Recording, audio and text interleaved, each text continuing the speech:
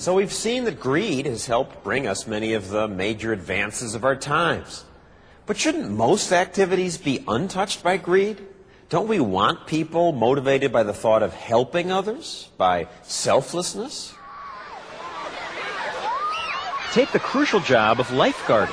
If my child's in the pool, I don't want some greedy, profit-driven company training and overseeing lifeguards. I'm relieved that most are trained by the Red Cross. They're non-profit, so they're selfless. That's a good thing when someone's drowning.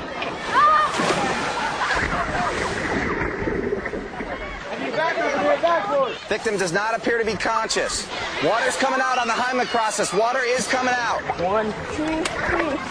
Victim is not breathing. Call 911 and come back. It takes a well-prepared lifeguard to deal with this. 1 and 2 and 3 and 4 and 5. 1 and 2. And to hold off a panic-stricken father. Why do you push me? Why are you doing that? Actually, this drowning isn't real. It's a surprise drill done to test these lifeguards in Orlando. Nice job. Good stuff. Good stuff. All right, sir, so you've been working. And that hysterical parent is really Jeff Ellis, the man who staged the drill. And surprise, he doesn't work for the Red Cross. The Red Cross doesn't require on-the-job testing. Ellis is an entrepreneur. He trains lifeguards for money and says simple training isn't enough. There must be ongoing supervision. All right, let's rotate. To make sure the swimmers are safe. We're constantly criticized for being a profit company versus a non-profit agency. And I think by all measure, the profit company delivers a better service at a cheaper price. The city of Orlando switched to Ellis's system last year because, as city pool manager Robert Barrows, Ellis's guards are better. They are more alert. They are definitely doing a better job for the city of Orlando than we have in the past. To win business, Ellis has had to constantly innovate. You went over the victim and sunk him. No good. He invented the rear huggy rescue, which places the weight of the victim on the rescue tube instead of on the lifeguard. He was the first to require the compact jump. He makes guards carry a plastic mouthpiece to help with mouth-to-mouth. The Red Cross has since adopted many of Ellis's techniques. Why didn't they think of doing what you do? I think they've been very complacent. Complacent. It may be one reason that hundreds of pools have now switched from Red Cross guards to Ellis. They like the training and the follow-up. Profit is going to make people do it better? Isn't saving lives enough to keep the Red Cross vigilant? There's always an extra mile to go in creativity, in thinking of that solution no one has yet tried. Thinking harder, longer.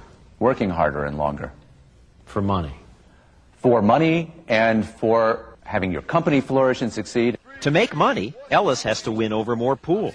He does that, he says, through vigilant oversight that includes secretly taping his lifeguards to make sure they follow his rules. Isn't there something creepy about this, spying on people?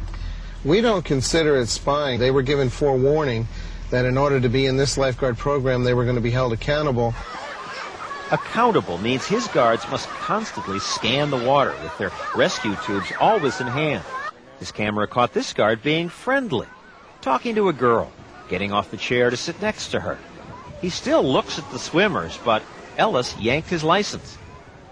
You never know when he's there. Yeah, exactly. He could be in a van 400 feet away from the pool. These lifeguards claim they don't mind Ellis's spying. I'm glad he's doing it because with the Red Cross, we never had anybody really come up and check up on us.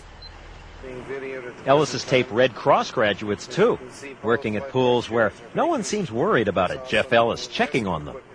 We have film of people that got off the chairs and went and cooked hamburgers outside the pool while people were swimming and no one was watching them. There's our lifeguard. We asked the Red Cross about this. They say they stand by the quality of their training and say we're making an unfair comparison because neither they nor other nonprofit programs provide the extra supervision Ellis does. That's the local pool's responsibility. Maybe that's why our Cleveland TV station found these non-Ellis guards lying down on the job. We saw none of that at pools with Ellis guards. His lifeguards are vigilant like Baywatch. Even whistle twirling is banned.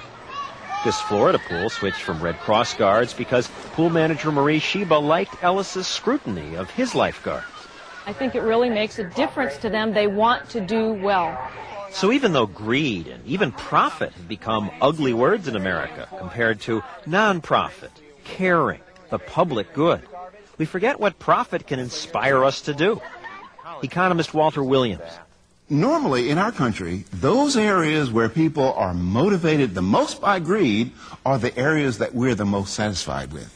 Supermarkets, computers, FedEx. Those areas where people say we're motivated by caring are the areas of disaster in our country, such as education, the post office, city garbage collection, police services. I could add my own selections, like the Department of Motor Vehicles. Another good thing about greed is that it gets people to cooperate, to work together. Now, you'd think the opposite would be true, that pursuing profit, greed, would drive people apart. The reason we have all these products at a supermarket is that greed inspires millions of people all over the world to work together. Take this steak. How did this get here?